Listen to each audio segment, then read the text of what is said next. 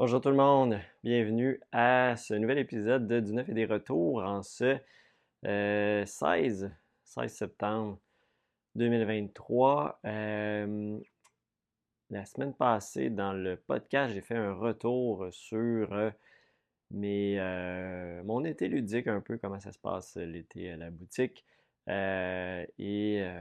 Principalement, c'est à ça que ça ressemblait cet épisode-là, c'est plus un petit retour sur cet été-là, la pause que j'ai pris dans le podcast. Semaine prochaine, je ne sais pas encore qu'est-ce que ça va être. Les deux prochaines semaines s'annoncent assez chargées pour moi, vu que c'est moi qui s'occupe du bazar du Delirium ludique. D'ailleurs, si vous êtes présent au Delirium ludique et que vous voulez vendre des jeux, ben, passez par la procédure là, qui est sur la page du Delirium ludique. Mais au final, ça s'en vient à moi, les fichiers Excel que vous allez faire. Donc, c'est ça. Les fichiers que vous allez faire, c'est moi qui vais les recevoir et c'est moi qui s'occupe du bazar là-bas au Delirium. Donc, c'est ça. Fait que ça, c'est sûr que les deux prochains samedis, je ne serai pas en live le samedi. Ça se peut que je les fasse probablement le vendredi. Dépendant du temps que j'ai, ça se peut que je manque une semaine. Je ne sais pas trop comment ça va aller.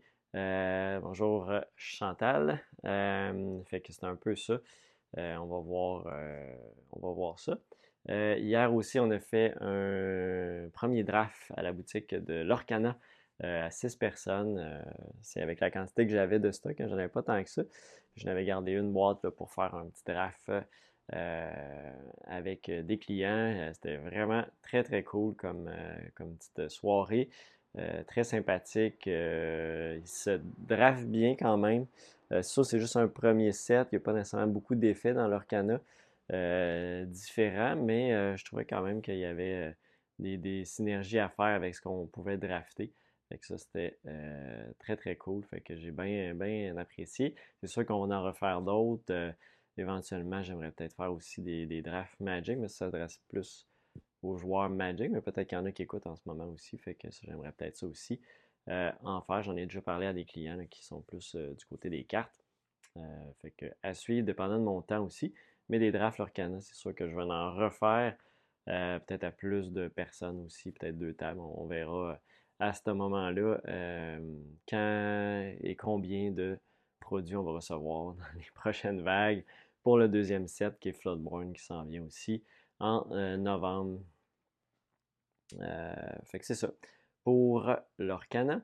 Et puis, ben, on y va direct avec les nouveautés. Encore une fois, j'étais un petit peu à la dernière minute ce matin, mais on devrait être correct. Il y a un peu de nouveautés, mais pas. Ben, il y en a quand même pas mal. J'en ai déjà vendu aussi, là, je les nommerai. On a reçu les jetons de nourriture, puis je pense que je ne l'ai pas mis dans mes nouveautés. Il va falloir que je l'ajoute. Les jetons de nourriture pour Wingspan. Fait que c'est des petites pièces là, de luxe en bois. Fait que si vous êtes amateur de Wingspan, vous allez retrouver ça ici dans les jetons nourriture. Mais je pense qu'il n'est pas dans ma liste de nouveautés, mais je vais aller l'ajouter après la vidéo. Ensuite de ça, à l'avant ici, ben, on a, je en prends une des deux, on a Decent Légende. Jean-Claude, tu te fais plaisir avec des emojis. Je ne sais pas si c'est des emojis, des petits bonhommes. Decent Légende des Ténèbres ou Legend of the Dark en anglais, l'extension. Fait que oui, c'est juste une boîte d'extension, elle n'est pas standalone. C'est La guerre du traître en français ou c'est The Betrayer's War en anglais. Fait que vous avez ça ici, Decent, l'extension, qui est une nouveauté. Il m'en reste une copie en français, puis il m'en reste trois en anglais. Ensuite de ça, mais ça vous prend le jeu de base. Le jeu de base, je suis pas capable d'en avoir d'autres en ce moment. C'est un peu dommage quand ils sortent des choses et tu n'es pas capable de revoir la base. Ensuite de ça, avant de tourner, parce que c'est pas mal de l'autre côté que j'ai mis pas mal toutes les nouveautés. J'ai reçu aussi du Ancient, Ancient, Ancient, Tabarnouche. Ancient Knowledge. Euh, fait que jeu de développement de civilisation, faut pas perdre le savoir de sa civilisation, mais ça va tomber dans l'oubli. Tes cartes vont comme toujours décaler sur une piste en fonction de toutes sortes de choses qui vont se passer. Et il y a des cartes qui vont avoir la connaissance dessus, mais il faut pas que tu perdes cette connaissance-là pour le futur de ta civilisation. Fait que, j'en ai eu. Peut-être déjà me notifier si vous voulez en voir d'autres. Je vais peut-être en recommander d'autres s'il y en a encore, là, dépendant des demandes. J'ai aussi du Too Many Bones Unbreakable en anglais. Ça aussi, j'en ai plus. Si jamais, encore là, ça aussi, si je vois qu'il y a de la demande, je vais en recommander d'autres s'il est encore disponible. Euh, et on va aller tout de suite de l'autre côté. Ma grosse nouveauté de la semaine, c'est le calendrier de l'Avent en français, le livre d'or. Fait que pour cette année, ça va être celui-là. Il vient d'arriver, je sais qu'on est juste en septembre, mais c'est ça. J'en ai quand même beaucoup de copies, fait que pas de stress pour l'instant, mais déjà prêt à commander. Si vous voulez avoir votre calendrier de l'Avent exit pour cette année. C'est lui, je l'ai fait l'année passée en anglais, puis on a bien eu du plaisir avec ça. Si vous ne connaissez pas le principe, en gros, c'est Expédition VF. Ouais, ça s'en vient probablement la semaine prochaine. Expédition VF. Je sais que mon fournisseur l'a reçu, mais euh, semaine prochaine ou l'autre. Fait que ça s'en vient. Pour le calendrier de l'Avent Exit, dans le fond, le principe, c'est qu'il y a 24 portes à ouvrir et à chaque porte que vous allez ouvrir, ça va vous diriger vers une autre porte. Les portes ne sont pas numérotées. C'est comme ça que vous allez résoudre votre calendrier de l'Avent. Très cool avec un petit aspect narratif aussi. On a Knorr qui n'était pas nécessairement juste cette semaine, mais il m'en reste une boîte. Knorr qui est un petit jeu là, dans lequel collection d'ensemble, vous achetez des cartes pour activer des productions de ressources, ouais, espèces de ressources, de petits casques et des bateaux. Ça va permettre de produire d'autres éléments puis faire des points, etc. Visiter des lieux que vous allez augmenter, puis ça va augmenter vos productions d'éléments. Tout ça dans le but de faire des points. Fait que Knorr est très apprécié en ce moment. Euh, Ça, c'est pas une nouveauté.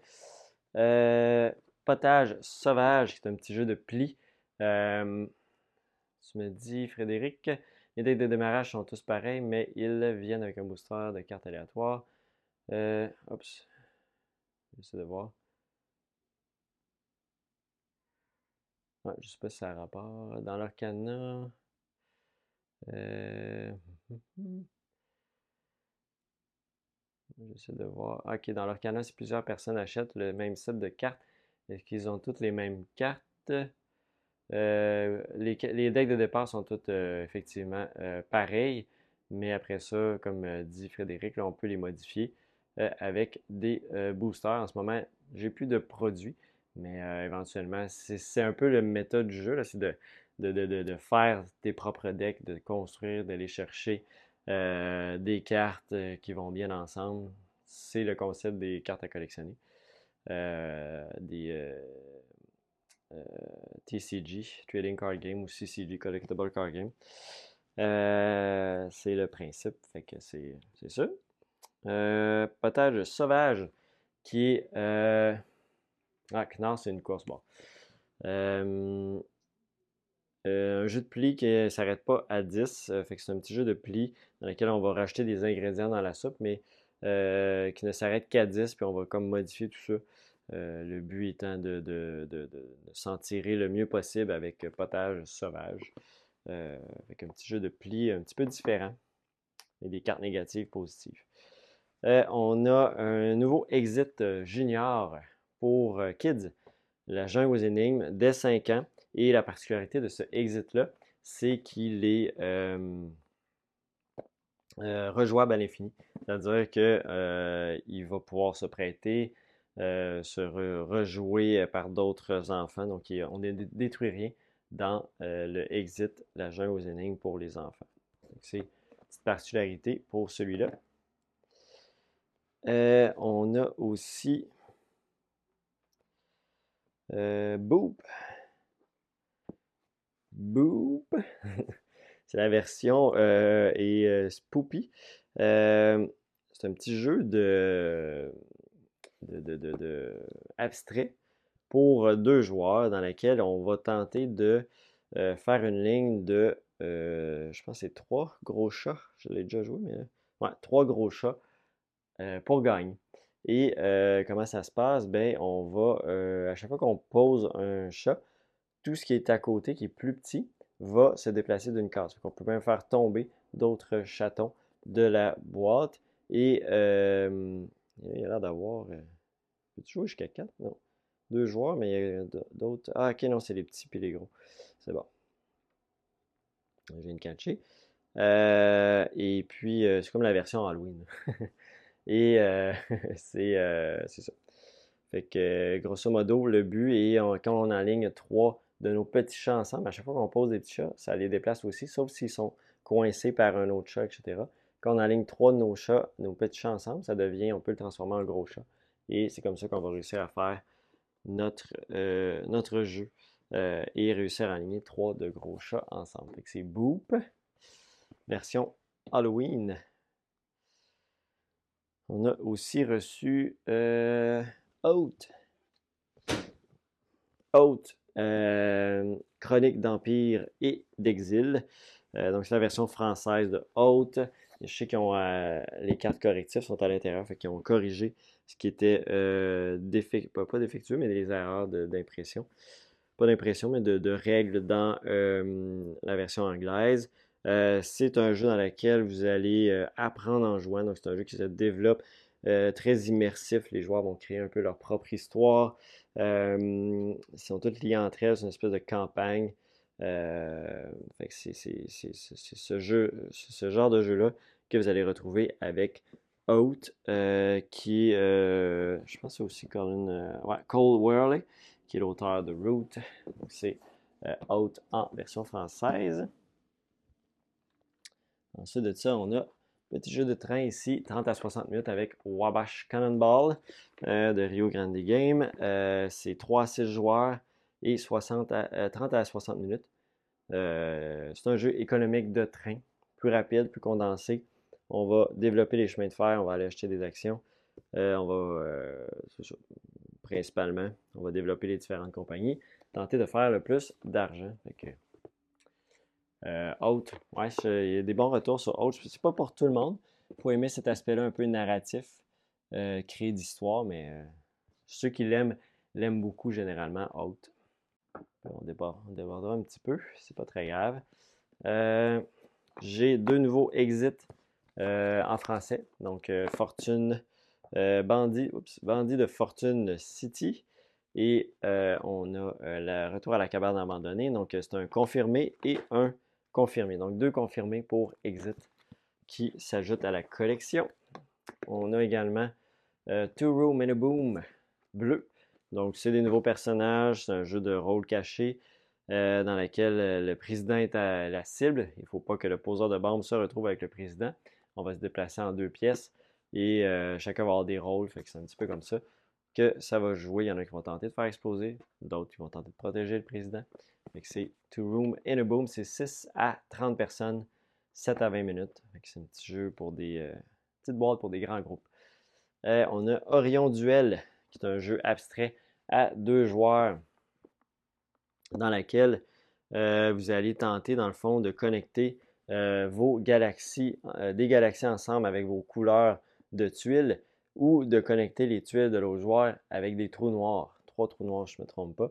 Et le principe, c'est que chacun a des pièces, mais sur chacune de ces pièces, ils ont des couleurs adverses aussi. Donc, à chaque fois que tu poses une tuile, ben, tu vas aussi augmenter le territoire de l'adversaire. C'est un petit jeu abstrait de pose de tuiles à deux joueurs. C'est 25 minutes par partie avec Orion Duel. On a Sky Tier Horde, qui est un jeu de Tower Defense, donc défense de château. Le jeu de cartes. Donc, il y a des hordes qui vont s'emmener. Il y a une espèce de résolution de gauche à droite. On va placer de nos attaquants et contre les monstres et on va résoudre les différents effets. Donc, on peut soit jouer coop ou solo. Et aussi à un ou deux joueurs. Sinon, deux, trois joueurs, on peut jouer compétitif. parce qu'il y a un joueur qui contrôle la horde et les deux joueurs comptent pas. Fait qu'on peut être un contre deux. On peut jouer aussi. Bon, on peut jouer. J'ai aussi Grail Cup. Grail Cup qui est un jeu de course, rôle caché, bluff, anticipation, filouterie.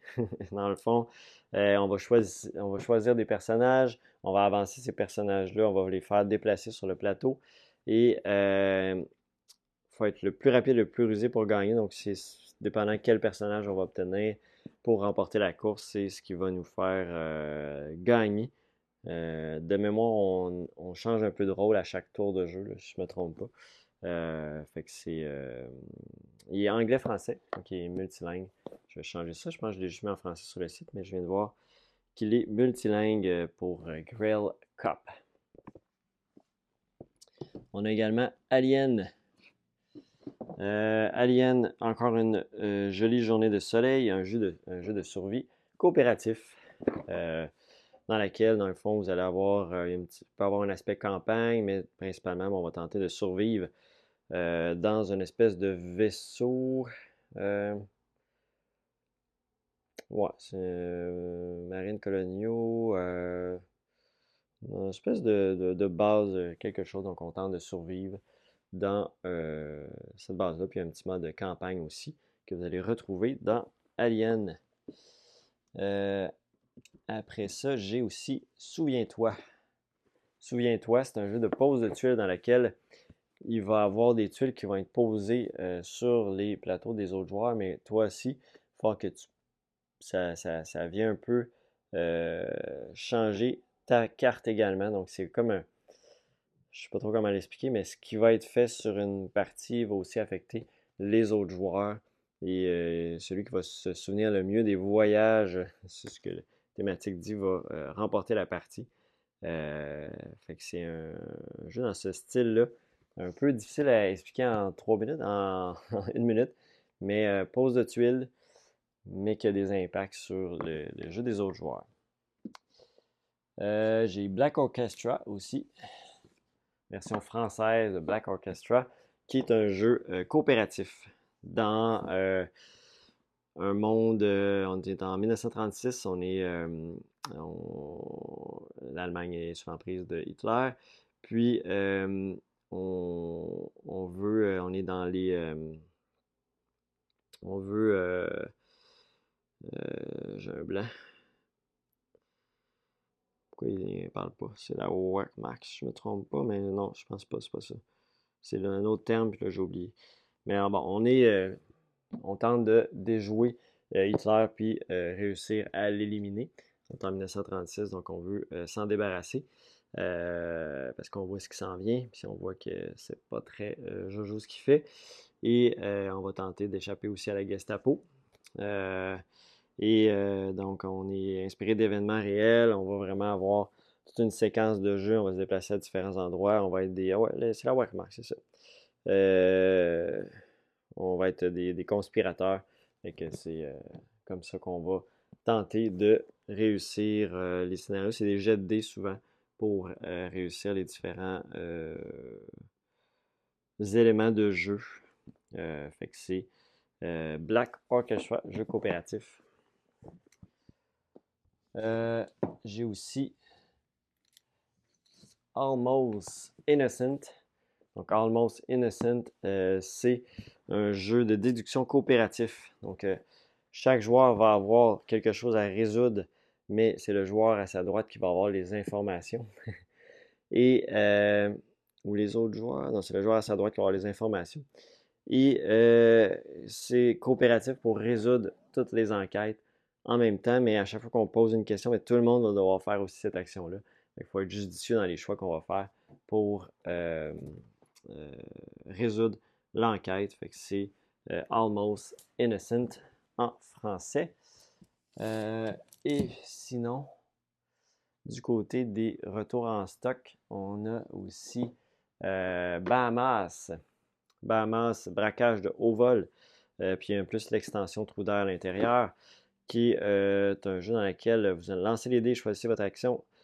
braquer vos adversaires et récupérer un parachute. Survivez au crash avec le plus de dollars. Fait que c'est une espèce de jeu de take that. Je suis allé avec le derrière de la boîte, je m'en souviens plus.